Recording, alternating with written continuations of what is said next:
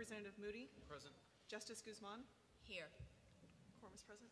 Okay, a quorum is... And let me say this. With hindsight, we can say the Robb Elementary was not adequately prepared for the risk of a school shooter. The school's 5-foot fence was inadequate. Despite a policy of locked doors, there was a regrettable culture of noncompliance. In fact, all 3 exterior doors to the building were unlocked that day, and multiple interior doors were not secured the day of the shooting.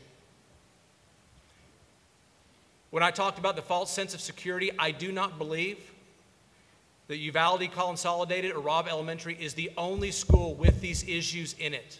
I've talked to enough other educators around the state to believe this is a wider problem that we need to continue to look at.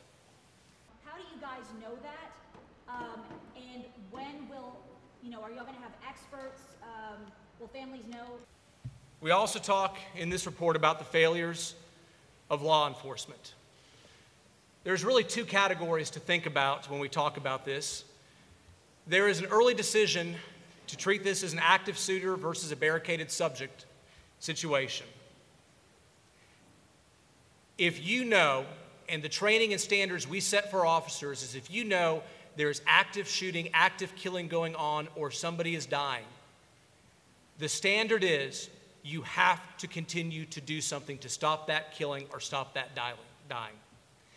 That day, several officers in the hallway or in that building knew or should have known there was dying in that classroom. And they should have done more, acted with urgency, tried the door handles, tried to go in through the windows, tried to distract him, tried to do something to address the situation. In fairness, there were many officers at that scene who were either denied access to the building, were told misinformation, some were even told false information. After the shooting itself, why weren't families given answers and information immediately? Let me say, everyone who came on the scene talked about this being chaotic. The training suggests that that chaos should not happen. Inside the school, there should be a tactical commander, someone who's taking lead on dealing with the actual in the hallway. But there should also be an overall commander. Somebody who's an overall command, flowing the information, making sure everybody knows what is going on. The fact that there was no overall commander outside the building, where there should have been one, should have been known by many.